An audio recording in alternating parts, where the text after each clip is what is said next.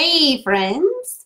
So I wanted to chat today about how to outsource your content creation. Um, Creating content, super fun, right? I know it can be scary sometimes. Um, we actually love it so much, we're rebranding our company so that it's in alignment with creating content and with content repurposing.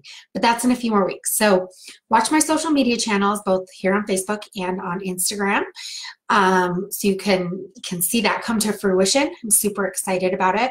And then also make sure you're on our email list so you can see when the new website and all of the other new things are launched. So aside from that, if you're an entrepreneur, I'm sure you're used to handling everything yourself, all your content creation. Your business is still new. My 5-year-old's going to come join me. Just a second, bud. Anyway, there's a couple things that I think that you need to ask yourself before you consider delegating your content creation. It absolutely can be done. People can do it really well, and it can work really seamlessly, but there's just a couple of things I think you need to ask first. So first, do you know what types of content you want to outsource? There's so many types of content. You cannot outsource all of it. Because your audience still wants to connect with you in some way. They still want to know that you're a person, that you're alive.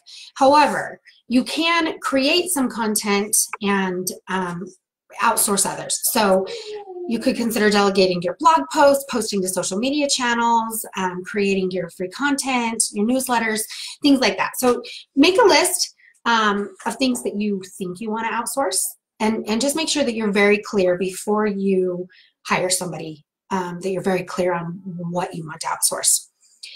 The second thing is, do you have systems or processes in place to support the outsourcing? So if you don't, that's okay. But know that whoever you decide to work with will help you through those should help you through those processes with documenting them.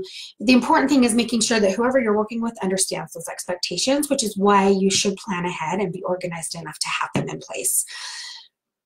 The third thing is your brand clear, concise, and cohesive?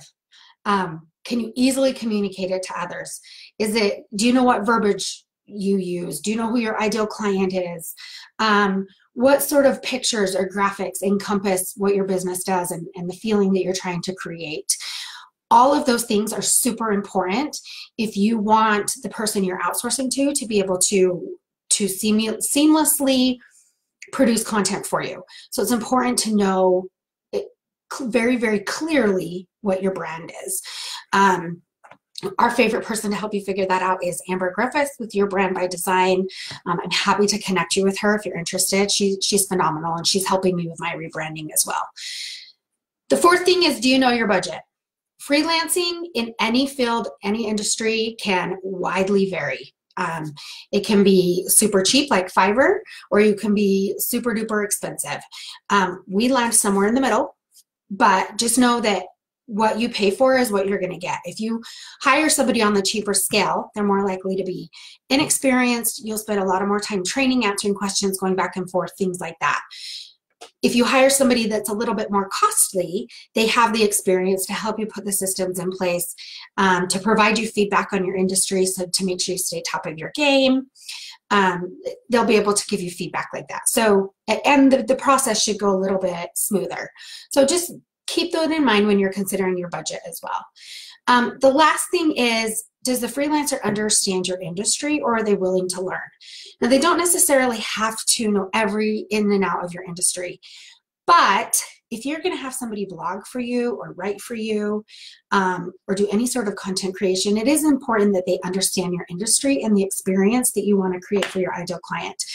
Those are definitely things that can be learned. So anybody that you do hire, just make sure that they are willing to research your industry and understand the ins and outs of it.